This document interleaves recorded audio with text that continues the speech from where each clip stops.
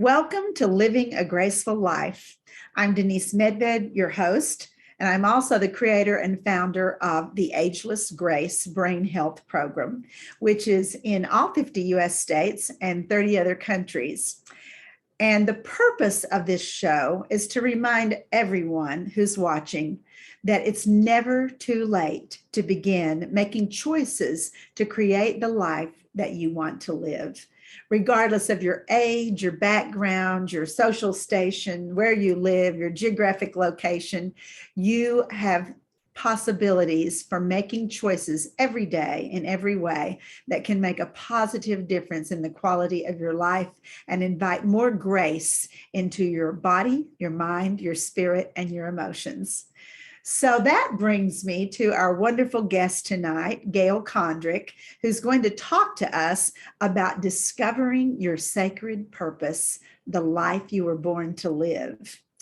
And let me introduce Gail. She's an author and a teacher, as well as a frequent speaker on topics of creativity, spirituality, personal empowerment. She's been studying spirituality and mysticism at the Caroline Myss Educational Development Institute since 2004 and is a sacred contracts archetypal consultant. She's developed and helped hundreds of people learn more about their life purpose through understanding their archetypal patterns. She's also an Ageless Grace educator, an advanced labyrinth facilitator, a NIA teacher, and a former white belt trainer. And she's a retired television executive, so this is easy for her to do. She's also the author of Walking the Grove, Journal of a Sacred Encounter. Her virtual and in-person courses include deepening your connection with nature, creating your own journal of a sacred encounter, the art of observation, ancient rhythms, new connections, release your inner artist released, your destiny is in your closet, time travel for creatives, and spirituality, nature, and the labyrinth. And we'll tell you more at the end of this program how you can find out more about purchasing her book or how you might visit her website and learn more about all of the different services and courses that she has to offer. So welcome, Gail. Thank you. Thank you, Denise. I always love talking with you, seeing you, being on your show with you. All of that is very special. Thanks for inviting me. I'm so happy that you're here. And we have such an interesting topic tonight. I don't know how many of you watching know, for example, what an archetype is. So maybe that should be the first question, Gail. What is an archetype? Okay. Well, let me start by saying that archetypal patterns are really energy patterns, and you're all very familiar with them. You use them in your everyday language. They're just part of the psyche. They're part of the unconscious. And they're international. So that, for example, if I say, that guy is such a clown, what comes to your mind? You know, there are aspects of that come to your mind. Or if I say, what a queen, there's aspects of energy patterns and your belief system that come right up to your conscious awareness. And these are based in myth and psyche and generations of people saying the same words in their time. And in our time, part of our job of being alive is to have those archetypes grow and expand and fit our time. And I think that's kind of an interesting thing to think about, isn't it? You know, how does the archetype shift and change, but it's the same basic energy pattern. So that's what an archetype is. And if you start thinking about that, you know, what are the attributes of a clown? Well, in any archetypal pattern, there's going to be what we would call a positive side or a light side and a shadow side. Positive is not the word I wanted to use. Let's go with the light side and the shadow side, because both of them together are part of the learning experience that someone gets by embodying that archetype or being around that archetype. Beautiful, interesting. So does everyone have an archetype? Is it just one archetype, or do you have more than one archetype? Well, yes, and you all, yes to all of the above. And what I do, I'm representing the work of Caroline Mace. I'm a sacred contracts consultant. So I deal with 72 different archetypal patterns. That would be 7-2. And so, but what happens is there are 4 archetypal patterns that everybody shares. And then there are the others that come in to fit us, who we are, what we're here for, how to live this life with purpose, and the life we are designed to live with grace. And so all of those things come together. And the 4 that we have in common are the ones that we are born with, the family that raised us, and that is the child archetype. And I always think of the child archetype, like that's the one archetype when it's like Baskin and Robbins, you know, what flavor of childhood did you experience? And then there's one that we're all familiar with. It's called the saboteur. It's the one that gets in the way of our good intentions, and the one that we learn to listen to make sure that we're not stopping ourselves from something we really want to do. Another one is called the prostitute, which can be off-putting at first, but when you understand the role, the light and the shadow of the prostitute, the light side is that I am so strong in myself that nothing and no one will let me sell out what my life purpose, my soul purpose is. And then the 4th one that we're also all familiar with is the victim. And the victim is the archetypal pattern that we need to both experience at some point in our lives, maybe more than we would like. But what it does for us is it brings out our personal strengths, and it helps us. The light side is to create personal boundaries so that I know just when that boundary is being crossed, and I can start saying, wait a minute, I'm not going to be victimized by this. Same thing with the others. Wait a minute, this is my child looking at this problem. I don't know if that's the right way to deal with it. Or wait a minute, this person is really asking me to do something that's not part of my belief system or my goals or the way I want to live in the world. That would be my prostitute being tested. And then the saboteur, wait a minute, just because it's January and I have promised that I'm going to do 19 things in the next 3 weeks was probably not a good plan. It's setting me up for failure.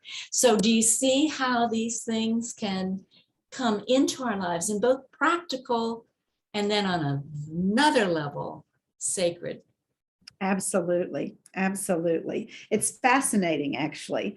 So those are the 4 that we all have, regardless of what country we're born in or who our parents are or whatever, right? Yes. And you said there were 72 altogether. How many more does the average person have? Well, in the idea of the sacred contracts, you have 12, 4 I've already listed, and then there are 8 others. And the 8 others are clues to not only your personality, but your purpose. And so we can talk about this on a level where I want to make sure you understand is not the full level, not any one person of you, but everybody understands it. In that we're talking here about why am I walking the earth in 2022? You know, what am I here to do? And probably sometime in your high school or college age, you did some sort of an aptitude test. And that aptitude test was, here's what she's good at. She's good at this, this, this, and this. The archetypes are somewhat like that too, with one exception. An archetypal pattern is one that is so ingrained and so intrinsic to who you are. It's just like skin. You don't recognize it because it's you. And so you assume that everybody else can do the same thing because that's just autopilot for you, but it isn't. It's one of your special gifts. And so for me, understanding archetypes, not only my own, but those of other people, enable you to really see what you're here to do. And from that, empower you to live this best life. That makes a lot of sense when you explain it that way. So how does one discover their purpose? Well, I think that if you want to go the sacred contracts route, which is taking what am I here for to a different level, not what am I here for, what is the job I'm supposed to do, but what is my life purpose? If you're really ready to dig down into that, then you'll want to undertake a course of study. The Carolyn Mace work, you can get a certification and be a sacred contracts archetypal consultant. You can work with someone like me. You can buy archetypal cards and work with the archetypal cards. You can buy the book. By the way, I don't sell any of these. You would get these through Caroline Mace. And you can start reading this. And then there's a new one that came out maybe 6 or 7 years ago, which now has a new cover, and it's called Archetypes, Who Are You? But now it's called Archetypes, Learning About Your Inner Net, not internet. That's clever. I like that. Yeah, that's clever, isn't it? And so there's kind of been a shift to it. So what you're going to find is that if you really would like to spend some time on the delicious discovery of all about you on a deeper level, this is the way to start. And for me, it was life-changing. I started this in 2003 when this book, Sacred Contracts, was published. I had it on my nightstand. I walked around with it. I took it on vacations. I couldn't get through it, but I loved the appendix. I was in love with the appendix because what the appendix does is it takes each of those 72 archetypal patterns, and not only does it explain them, but it tells you how you're experiencing them on television programs, in films, in the news, who some of these people are who you might know, and what they're representing. Yeah, so the appendix, and then I was able to get into Carolyn Mace's Sacred Contracts class, and then we dove headfirst in. And what I discovered, and I think what people discover, is that once you learn a little bit about an archetypal pattern that's yours, it's not only familiar, it becomes fascinating. And you allow yourself to see, okay, yeah, that is something that's always been me. And that's the key phrase, it's always. So Denise, you had a 4-year-old archetypal pattern, as does everybody else, and you now have a give or take 50 years another that same archetypal pattern who has grown with you and will continue to do that. Fascinating. That's fascinating. Yeah. I just love it. I've always found this work so intriguing and captivating. And of course, one of the reasons is I think we're all fascinated by learning more about ourselves. My opinion is that's why we're here, to learn more about who we really are, who is the essence of us, what are we really? And so that people are always fascinated, I feel, in learning more about themselves. And certainly this is an interesting way to learn more about themselves. Would you be willing to share a couple of your archetypes and tell us a little bit about them? Okay, I will. I'd like to just kind of tell you a story, and from the story you'll learn about the archetypes. How's that sound to you? Perfect. All right. So so the year's 2004. I finally walked into my very first Carolyn Mace extravaganza Sacred Contracts class my class 1 of what would become a 2-year, then a 3-year, and then since 2004, continuing exercise program. And I am very excited about it. One of the things that comes up right off the bat is that the idea of your sacred contract and identifying who these 12 are and how they work together is just fascinating to me. It's just fascinating. And suddenly I realized that as I was going through the archetypes and selecting them, and it's a little bit like an eye test. You need somebody to say to you, is 1 clearer or is it 2? Is it 1 or is it 2? And is it 1 or is, and then you decide, you say, oh yeah, that's it. It's subtle. So one of my archetypal patterns, since you have asked, Denise, so let me just give you a hint and you figure it out. Let's see, as you were talking, you said about my background, right? That I was an Asia's Grace educator, a NIA trainer and teacher, a labyrinth facilitator, and I had 5 or 6 courses virtual and that include workbooks and so on. What do you think one of my archetypal patterns, just wild guess, might be? Teacher. Bingo. Now, so I'll tell you about my teacher. So here I am. I'm at this first event, and I don't think of myself as a teacher. I never taught school, ever. Never taught school. But what I did know that I was able to do, and that now that I look back, is I had years and years and years of training on how to take complex messages and make them understandable. Years of it. I was doing television programs. We had to explain to the public details about all kinds of things, whether it was a news report or whether it was what is the latest on how to acquire housing. Anything that required detailed analysis, I had to break that down. So I was always writing training manuals and other types of things. So there was my teacher in training. And that was part of the teacher, but not in a million years did I think I was a teacher. But since retirement, the teacher has stepped forward. She has stepped forward. But it isn't like, I want to say it's not all that rosy a picture of if I discover my archetype, all my problems will vanish.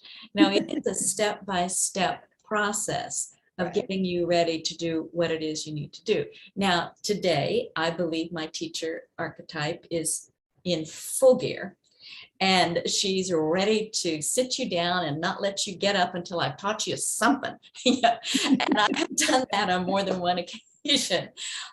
So the positive side of the teacher archetypal pattern is that I animate, I energize, I find a way to communicate difficult information to people and to help guide them. And why do I do that? So that they can become their best empowered selves. If I can do that for someone, then they're going to go out and change the world. My part is giving them the self-confidence to do it. And then they're going to find the way through their filter of their archetype to decide what is it I'm going to do. So the positive part of the teacher, the positive part of the teacher is just what we say. The shadow side of the teacher is twofold. One of them is that she can't stop teaching ever, ever, ever. So if you ask me a question, or if you say something like, gee, I really like your new earrings. Well, 10 minutes later, I'm still going to be talking to you about where I purchased them, what the materials are. Oh, did you know that that material is rare and is only found on this island? That's where I'm going with it. So it's just, so because the teacher's going to teach you something, right? The other shadow side of the teacher that I would have to look out for and other people have to look out for is that as a teacher, when you have this archetypal pattern, one of the things that you have to be careful of is knowing when the student is ready to leave. And I don't mean just leave the classroom, although that has happened as well, but to appreciate that they may have learned something that I haven't taught them, and that that's okay, that that's great, that I'm not their only source. I'm not their only source. And if you have, for example, a teacher archetype, probably in your background, teachers were important to you. You can think about the teachers who helped shape your life as you were growing up. And you had some relationships with teachers. So in the sacred contract idea, the people, the places, and the events will all come together to do what needs to be done. It's interesting that you say that teachers are often a huge influence in someone's life, because I have many times when I've been asked who are my mentors, who inspired me, the three most important people in my life, other than my immediate parents and my grandmother, were three of my teachers, one in elementary school, one in high school, and one in college. Both had huge influence over my life and what I chose to do and how I chose to be in the world. So it's interesting that you say that. You used a phrase that I thought was interesting. You said, "My teacher archetype has stepped forward now in my life at this point in time." So does our purpose change as we age or as we retire, or do different archetypes that we've always had come to the forefront? Well, yes, to all the above. And let me help you a little bit more with that. You're not just one archetype, you're 12. So when I say the teacher steps forward, it means that, for example, right now on this type of program, obviously I'm in teacher mode. I'm in teacher, speaker, presenter mode. So my teacher's really happy. This will, if there were a little star around my head, my stars would be flashing. Oh, we're teachers. Finally. I'm so glad that your archetype is happy. Yeah, she's so happy. Oh, I'm so happy she's doing what she's supposed to do. Now, however, it's one of 12. And so when I mean it steps forward, it's stepping forward for the occasion. It has also stepped forward occasionally on first dates, which was not as good. So, you have to know when it's working. The question that you have asked me, though, about what happens to it is that you're going to have the same archetypes throughout your life. However, with your maturation, so do they. And so they will go deeper, they will become more involved, they will have new types of issues that they need to deal with. And so that part of it, I think, is really intriguing. At least I think it's intriguing to see how do they mature. Now, if we were in a sacred contracts class, the answer to that would be, you're here in 2022, this is your lifetime, and you are all of us. It is not lost on me, as an aside, by the way, that Denise calls her teachers, she calls them educators. So if you don't think she's involved with teacher, it's right there. She calls you Ageless Grace educators. So you're already on this train. Anyway, but what happens? So the teacher archetypal pattern has the same elements it had in 1850 or in the time of Plato. The same big goals, the same myths. However, in 2022, what's happening is that the teacher is adapting to our times in many, many different ways, and is essentially changing the face of what is teacher, or changing the face of what is mother, or changing the face of what is father. All of these things shift and change with our times, so that we are bringing forth both the shadow and light of all of our archetypal patterns. So there's the changing of the person itself. I'm obviously different in the world when I was 17 or 37, and now that I'm 70, I'm different and I'm doing different things. So there's that change, but then there's also, you're saying, the changes in the world itself.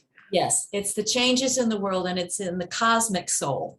So what we're talking about now, if I can keep this theme, is we are talking about what is needed in this time going forward, and the seeds that we're planting for the 7th generation as well. And so all of that is happening at the same time. By knowing ourselves, we contribute to that. By sharing our gifts, we contribute to that. And I think it's really important, particularly now, to know what your gifts are and to get out there with them, whatever they are, whether they are empowerment that's subtle or right up front. If you have a leadership role, lead. If you have a teaching role, teach. If you have a leadership role and a teaching role, get going.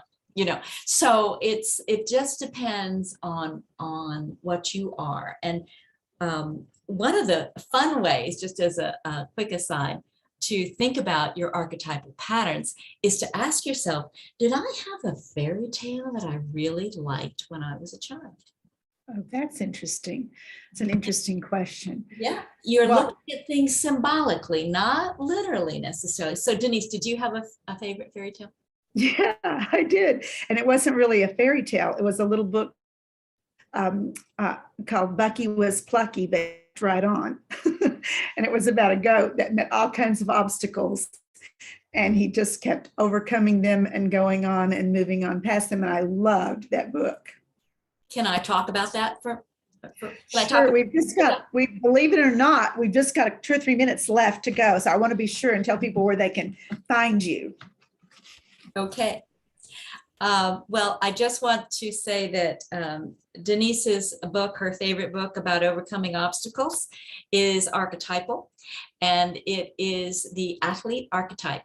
And the athlete has signed up for the hurdle race. So being energized and being challenged and energized and challenged and energized would be a life pattern of an athlete. And it doesn't have anything to do with your physical skill. There you go. I mean, that is definitely me. We've talked about that before, actually, that athlete's one of my archetypes. So how interesting to find it in that little children's book, right? But not surprising. So I want to just thank you again for being on here, Gail. And I want to tell everyone how to reach you and how to buy your wonderful book, which I have and I love. So would you tell us where they would find your book and how they would get in touch with you? You can reach me through social media or through my website. It's my name, gailcondrick.com, or Facebook, Gail Condrick, and just friend me. And if we're not already friends, we will be. Or you can reach me at my name at gmail.com. And my website has information on purchasing my book, which is about sacred encounters. Yeah. Yes, it's a beautiful, beautiful book. I highly recommend it to everyone. And her courses, I haven't done them all, but I've done 2 or 3 of them, and they're excellent courses as well. So again, it's Gail Condrick, CONGAIL, first of all, because there's several ways to spell Gail, GailCondrick.com.